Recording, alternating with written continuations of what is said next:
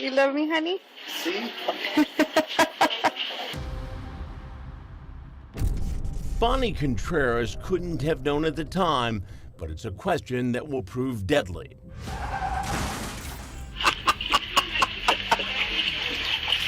I love my honey. A snapshot of a twisted love triangle that will ultimately be thrashed out in front of a jury.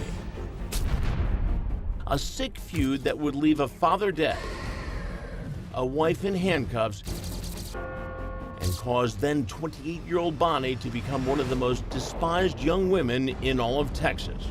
A liar, a con, a phony who is used to doing this type of thing to earn money. Your typical, gold digger. Contreras is the target of all that mudslinging, and she's tired of it. You deserve to be in jail too. You deserve to die. You deserve to hurt. Bonnie's been labeled the architect of a toxic love triangle that comes to a head here off the edge of Loop 1604 in San Antonio. It's where the lives of Bonnie, her lover Bill Hall Jr., and his longtime wife Frances all collide, and only two will walk away alive. Bear County 911, what is your location? Bonnie Contreras tells our Matt Dorn about her bitter memories. What does this place mean to you now? It's hell. This road is hell. It is. My life got taken away. My happiness got taken away on this road. My future kids I wanted to have with him. Another woman would lose everything too, including her freedom, Frances Hall. I will love him till the day I die. At the center of the two women's affection, Bill Hall Jr., the owner of one of San Antonio's most successful trucking companies. A company eventually worth about $15 million. Along with his trucking empire, Bill Hall Jr. had built a family. He and Frances had been married for more than 30 years and had 2 children together. Dad was the type of person that loved us so much, he wanted to give us everything he worked so hard for. Always just very expressive of his love towards his kids and his family. He was a very, very generous, very happy man. He loved his family, he loved motorcycles, he loved cars. He also loved young women. He had a bit of a reputation for being unfaithful. Some people say, you want to have your cake and eat it too. And Bill Hall Jr. has quite the appetite, but just couldn't seem to get his fill of Bonnie. When I locked eyes with him, it's kind of like we were trying to read each other's thoughts, Others have claimed that in fact you didn't meet at a spinach festival, that you met perhaps at a strip club. Mm-hmm. Is there any truth to that? There's no truth to that. I did work there. That was 3 years before me meeting Bill. We never went into those places together. Over the next 3 years, Bonnie says she and Bill became inseparable. They even put out Christmas cards together.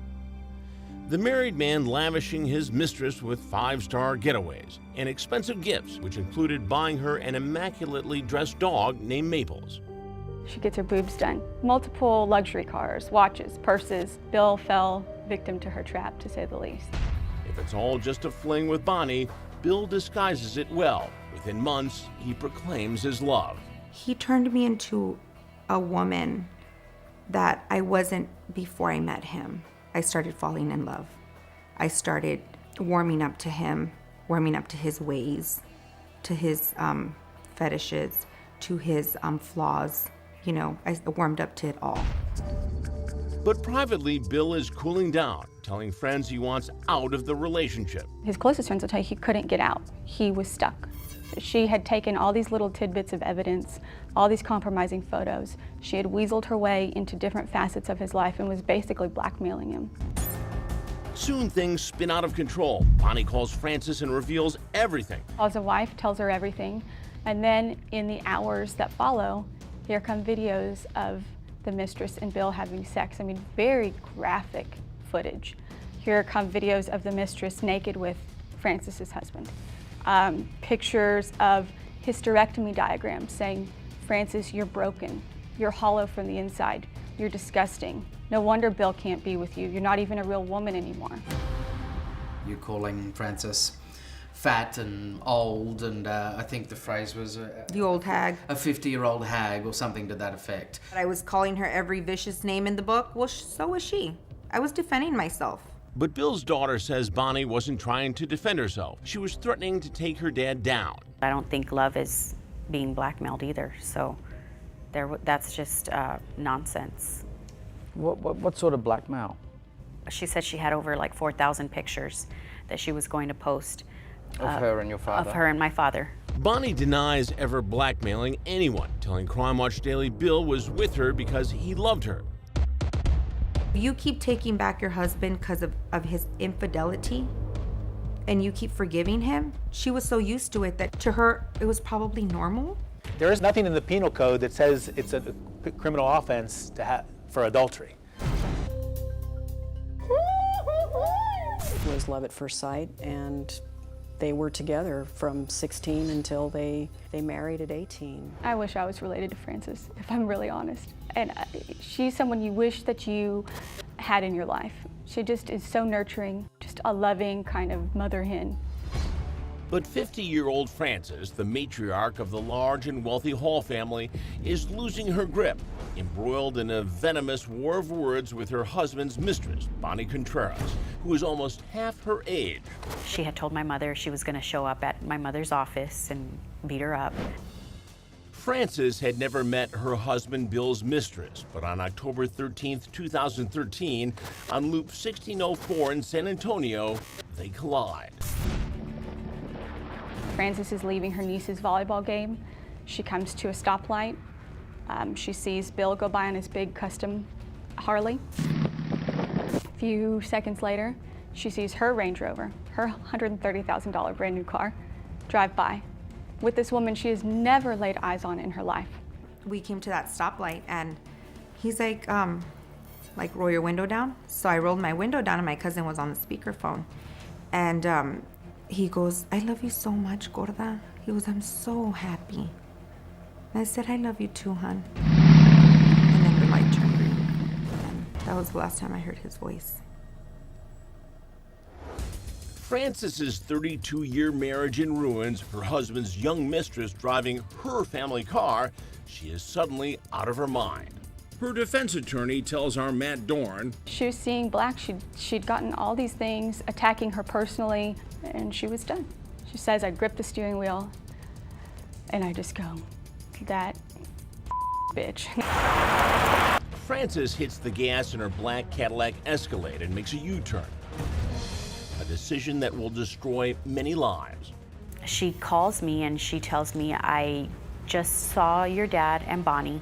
I'm going to turn around and confront her." She had tunnel vision. I do believe that she wasn't going to stop until she had the opportunity to get at Bonnie. Bill, a multimillionaire, loved life in the fast lane, but he couldn't have expected this. His two lovers in a game of life and death cat and mouse on the highway.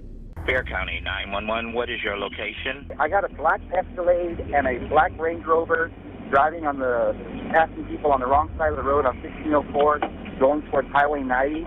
They're traveling at a high rate of speed. I don't know, 90, 100 miles an hour, acting like idiots. I feel somebody hit me from behind. And at first, I thought it was an accident. And then I was like, what the heck? And then I felt it again.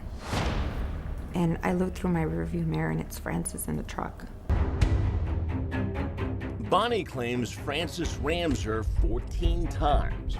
Bill was in front of me. Bill didn't know she was behind me yet. And Bill was on the bike, and then she just kept ramming me and ramming me.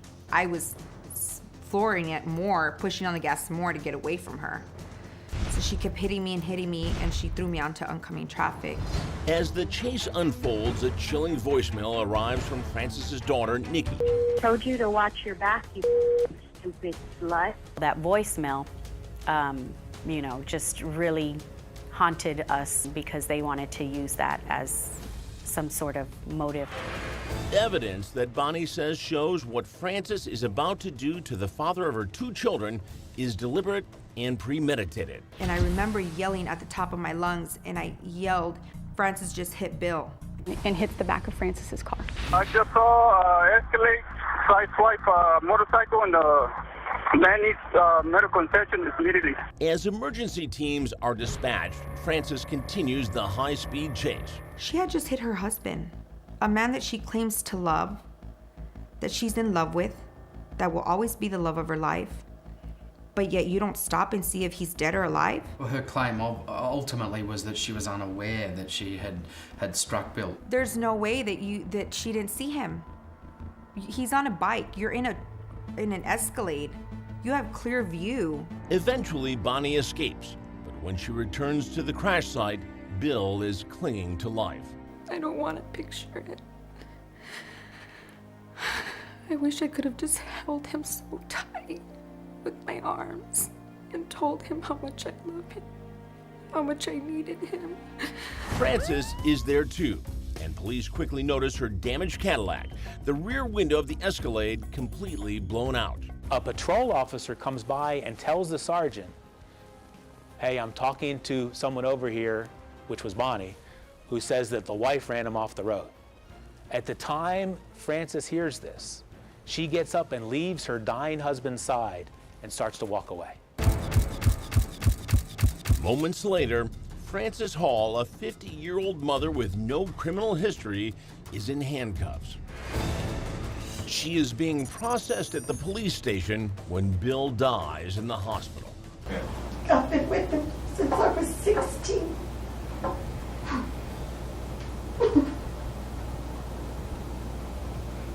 I remember my brother and I going to the jail and waiting there, and it was like never in my life did I ever think that we'd be sitting here waiting to see our mother. Like, the reality really hit. The dramatic trial that follows captures national attention. Show mercy, please. I did not hurt my husband. I have lived this for 3 years. I would have never hurt my husband. Please, don't take me from my kids. Despite the tearful testimony, the jury finds Frances guilty on one count of murder and another of aggravated assault. She's looking at life behind bars. But the jury finds her crimes to have been an act of what Texas lawmakers call sudden passion. Sudden passion, then that changes the range of punishment to 2 to 20. And when you're in law school, what they teach you is the classic example of sudden passion is you walk in and find your spouse having sex with another person. Reporter Elizabeth Zavala covered the sentencing, the defense arguing for the lightest possible punishment, claiming the crash was an accident. It was just raw grief, and she begged the jury to show mercy and said that she would never have killed her husband because she loved him too much. The sentence? A bombshell.